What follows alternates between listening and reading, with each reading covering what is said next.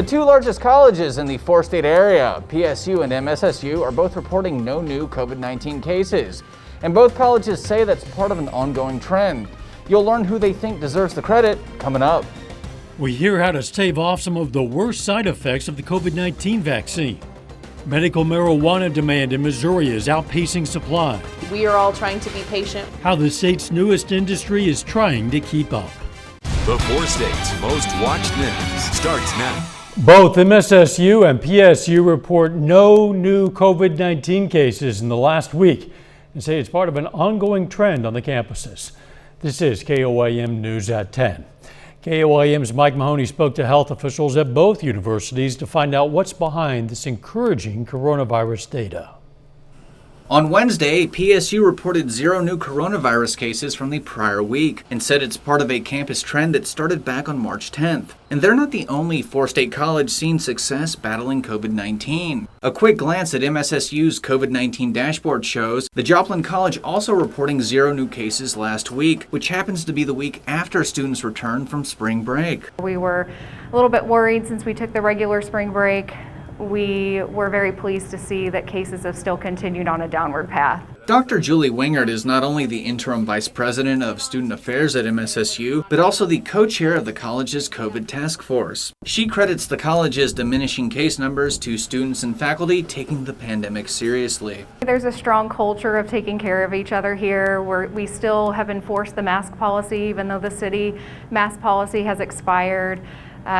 We are still using the Campus Clear app to track our symptoms every day. MSSU sophomore Clayton Newton says he feels safer on campus knowing COVID-19 numbers are significantly down, but also says it's not time to let up on safety precautions. Anytime I get out the house, I always keep my mask on, I social distance, and hopefully somebody sees that and, takes action and replicates what I do. A representative for PSU's Bryant Student Health Center wasn't available for an on-camera interview, but she also credits PSU's low COVID-19 case count with students and staff handling pandemic restrictions with maturity, and says the Crawford County Health Department has also been an excellent partner in the fight against the coronavirus. In Pittsburgh and Joplin, Mike Mahoney, KOAM News.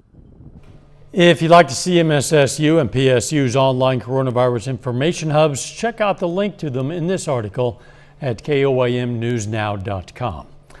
Some four-staters report side effects from the second COVID-19 dose, the vaccine dose.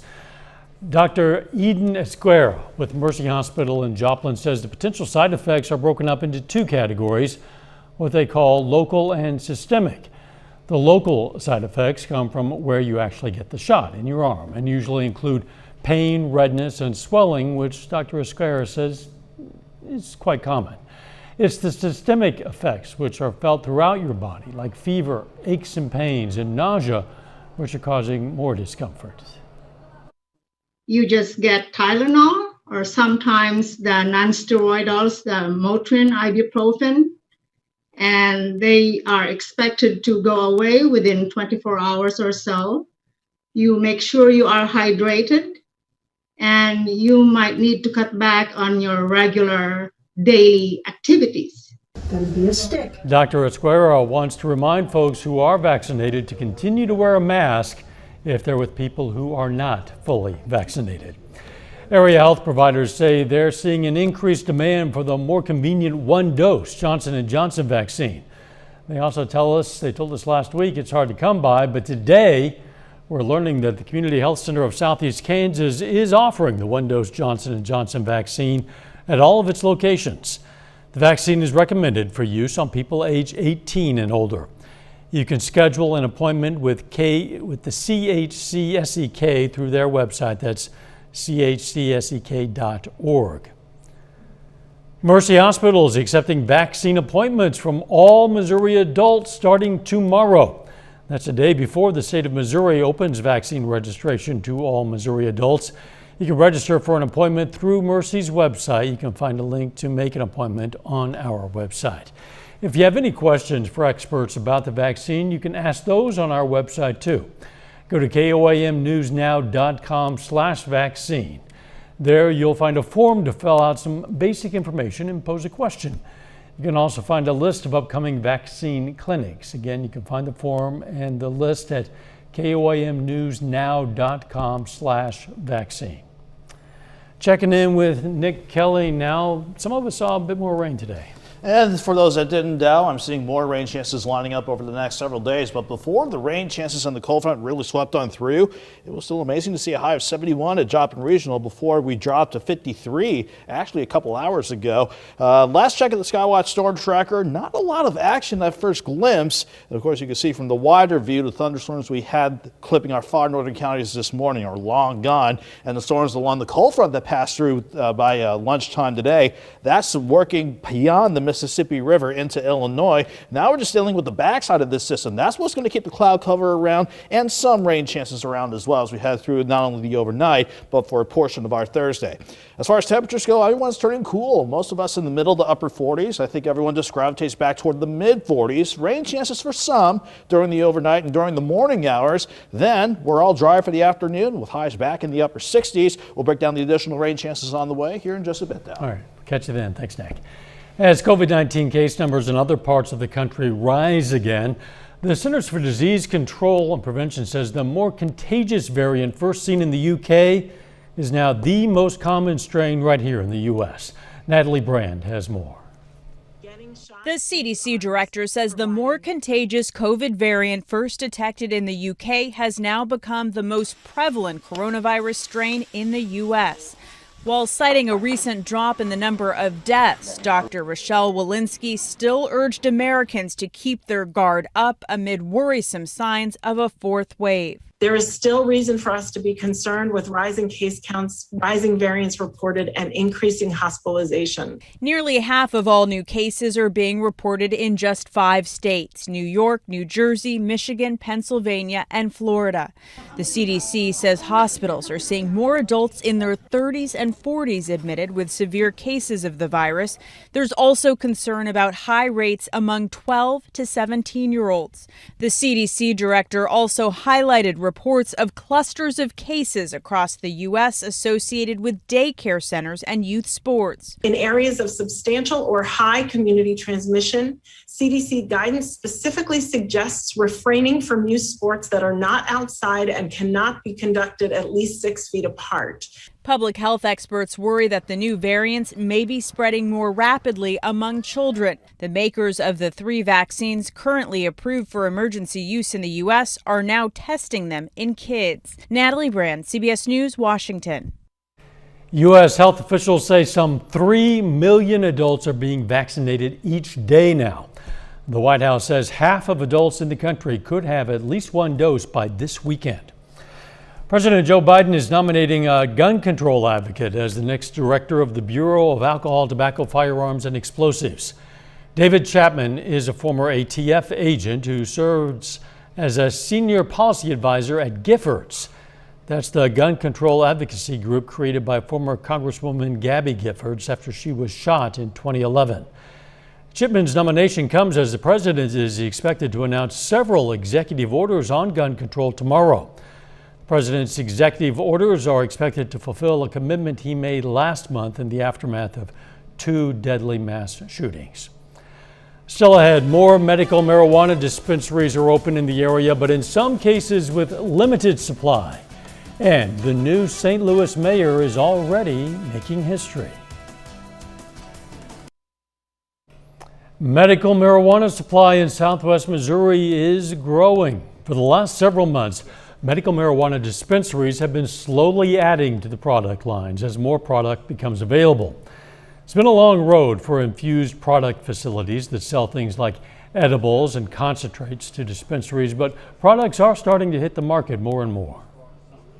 We have quite a few more cultivators coming up. We have more manufacturing facilities, so supply is doing a lot better now than it was when we first opened, for sure. So it's just a matter of a little more patience, and we'll see it improve.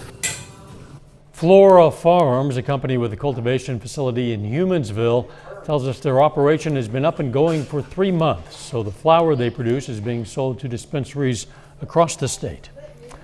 A divided federal appeals court has effectively struck down key parts of a law governing adoptions of Native American children. The ruling from the 5th U.S. Circuit Court of Appeals upholds a lower court finding that the Indian Child Welfare Act's preferences for Native American families in adoption cases is unconstitutional. The 1978 law has long been championed by Native American leaders as a means of preserving Native American families and culture. Opponents of the law include non-Native families who've tried to adopt American Indian children in emotional legal cases. St. Louis has elected its first black woman mayor. Tashara Jones defeated fellow Democrat Kara Spencer in yesterday's election with 51.68% of the vote.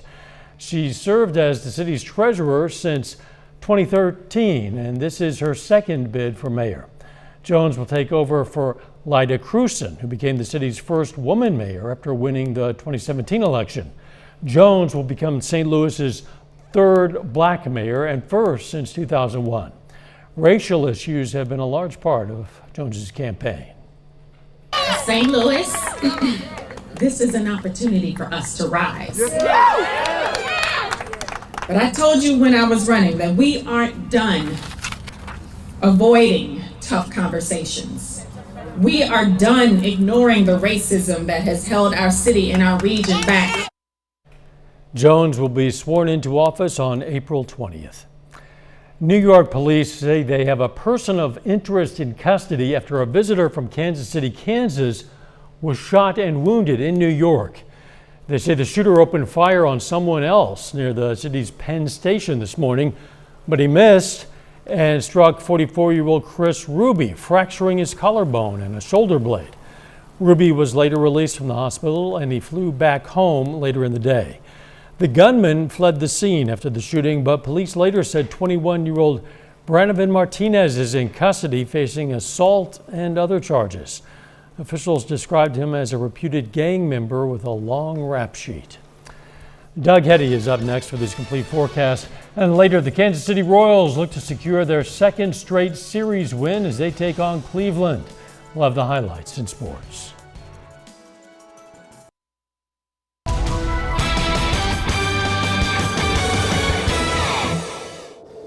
It was only a matter of time that Mother Nature decided to shake things up after we enjoyed a few nice, quiet, and even warm days across the area ever since we wrapped up the Easter holiday weekend. You can see we looked quiet to start from indigo sky outside of Seneca, Missouri, but you saw during that time lapse wet pavement. That's because ahead of the cold front, we did see some rain and thunderstorms work over the casino grounds before the storms really got going as they pushed into central and eastern parts of Missouri. And that was just one of two rounds of rain and storms I was keeping an eye on last night and even into this morning with hayslip as well. We saw that first cluster of thunderstorms that originated out in central Kansas last night graze our northern counties. Fortunately, as they passed nearby, no severe weather with that. Then we had the cold front fire off a line of showers and thunderstorms along the 69 corridor work across Missouri. Thankfully, nothing severe with that. Those storms now ahead of the cold front, it's well to the east, working over the Mississippi River. But now, even though most of us are quiet, we're going to have to deal with the backside of the system. Still some wraparound moisture, not only keeping cloud cover in place, but trying to bring in some more chances for scattered showers, at least for some of you as we go through the overnight and into the first part of our day tomorrow at least. If you didn't notice the front coming through with the rain, you definitely did with the temperatures. We went from the mid 70s yesterday, upper 60s this morning, 70 before lunchtime, actually 71 before lunchtime, and then a dip into the 50s and 60s and lickety split just like that. But everyone's cool no matter where you are. Mostly cloudy in Joplin. It's 49 at the airport. Feels like 42, believe it or not, with that southwest wind at 21 miles per hour. Everyone's mainly in the mid to upper 40s. And I think everyone's going to gravitate back toward the mid 40s. I think 46. I think we're still set to hit that number before sunrise. And even though we'll have to deal with showers in the morning and a breezy day tomorrow, I still think we can get highs back into the upper 60s as we see the system move on. The system, however, still in place, not only at the surface with the cold front working past St. Louis. I've got another front coming out of the Pacific Northwest that wants to head our way by Friday, and not to mention a couple more upper level waves along the way as well. We'll deal with these systems one at a time like we always do. We'll get this system out of the way first with cloud cover for tonight, and again scattered showers mainly affecting our northern and northeastern counties. Otherwise, it's a cool night with lows in the mid-40s. Then we go into the mid to upper 50s by lunchtime, with the rain chances clearing out by the afternoon and skies turning partly to mostly sunny. If I can get the planner to pop up here, temperatures, despite a west wind at 10 to 20 and gusts near 30, I think we can do a good job of warming things up. 46 by the morning, 58 by noon, highs near 68. Before the way completely clears out, I want to keep an eye on tomorrow night, maybe for a few random showers. Otherwise, we're mainly quiet for Thursday night and going into Friday. But then Friday, that's when the next system out west and that next upper low starts to head our way. Quiet for Friday for much of the day, then by late afternoon, Friday night, this system could bring in some strong thunderstorms and then with some lingering showers by Saturday. Fortunately, the 7-day forecast has us dry and nice for Sunday with highs of 74. Then additional waves of rain and even thunderstorm chances Monday through early next week, with maybe temperatures pushing down to 50 by next Wednesday. Before we deal with that, though, 68 tomorrow, 77 Friday, 58 for a chilly Saturday. But again, Sunday, that's your pick day for the weekend with highs of 74. Sounds like a day to go fishing. A day to do anything outside, just get out and enjoy. Sounds like a plan. Thanks, Nick. Still ahead, Missouri Southern Volleyball aims to knock off one of the best teams in the country. And the Bill O'Dell Baseball Tournament continues in Carthage. Jacob Leonard's up next with the highlights.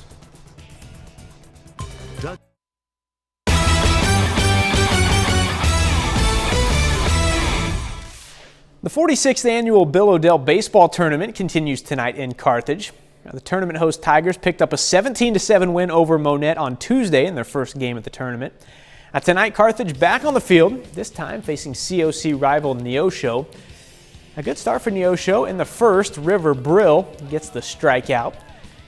Then gets some help from his catcher, Eli Czar. Nice throw to get the runner trying to steal second. Game still scoreless.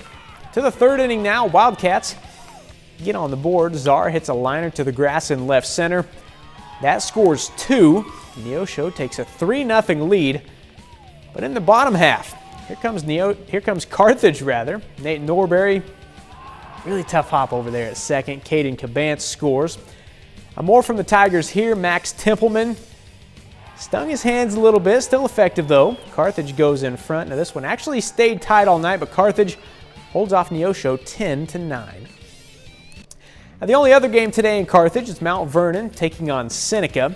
Mount Vernon comes out on top 11-7. The tournament continues tomorrow with the championship game coming on Friday night.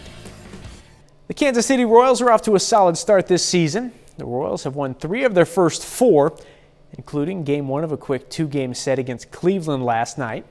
Now, Kansas City looking to take Game 2 today before they head to Chicago tomorrow. Scoreless in the 4th until Salvador Perez. Big swing there, solo homer. The Royals have their first run of the day. After that, Shane Bieber settled down. Bieber throws 6 1/3, allows just 2 runs and struck out 12 Kansas City batters. Cleveland goes in front here. Jose Ramirez, 2-run shot. That makes it 2-1. Royals fall in this one today, 4-2. As for the St. Louis Cardinals, they go for the 3-game sweep over the Marlins this evening. They get it done in a shutout, 7-0. Dylan Carlson drives in 4. Well, today's a big day for a few Webb City High School seniors. 3 Webb City student athletes signed today to continue their careers in college. 2 of them are going to play basketball at the next level. J.D. Duda is headed to Crowder, while Sierra Kimbrough is crossing the state line into Kansas to play for the Bethany Swedes. Shane Knoll is joining one of the best junior college baseball programs in the country, signing today to play for Travis Lolleman and the Crowder College Rough Riders. They made me really feel like I was at home over there. They were awesome to my family and made me pull the trigger. Coach Lolleman really, he made the impact when we went there. The way he treated us there was really good. We have a good group of freshmen coming in, and hopefully we all get to chip in a little bit and play and give our best. My first year is to start to get a lot of playing time and to improve and to show that I'm one of the best players, that the player that I know I am. Is that my goal right now, is to play a lot. The Missouri Southern Lions are in their final week of their spring volleyball schedule. And the Lions are 5-9 this spring, but they've won 2 of their last 3 coming into the night. Southern has a shot for a big win this evening, hosting 13th ranked Washburn. In the first set, Alyssa Diaz gets the big kill. She co-leads the team with 10 kills tonight. The Lions make Washburn work for the set. They trail 24-22 here. Sydney Fitzgibbons finds the open space. Washburn takes a close first set. Now in the second, Missouri Southern with the lead. Janelle Brim goes cross court. Ichabods, though, go on a run to take the set. They would take the third, too. Lions fall 3-0. They'll finish up their schedule this weekend before the conference tournament begins next week. I think we utilize, the feeling of disappointment and hunger to go get another win before the season is over. I am just looking for us to continue to get better. Staying true to who we are and constantly growing across the board, and that's just all I can ask for. That's it for sports. We're back with more news after this. Take time now to honor a local veteran, John Wright. The Carl Junction, Missouri native served in the U.S. Navy, and we are proud to salute John Wright. He's tonight's four-state hero. You can learn about lots of other heroes from all across this area. You can also submit a hero of your own anytime. It's very simple. You just go to our website. You know what it is, KOAMnewsnow.com. All right, let's check back with Nick Kelly now for a final look at the weather. The backside of the system will keep cloud cover in place for tonight down, bring a few more showers our way tonight into Thursday morning. Then the rest of the day is looking good. 68, 77 Friday, but more rain chances lining up. If anyone missed the forecast, I'll have the updated blog ready pretty soon on KOAMnewsnow.com. Thanks, Nick. Hey, a reminder to stay up to date on the latest news, weather, and sports. Download the KOAM News app. It's free. You'll find it in the Apple App Store and the Google Play Store. Just search for KOAM News app. Thanks for joining us. We'll see you right back here tomorrow. In the meantime, let's take care of ourselves and each other.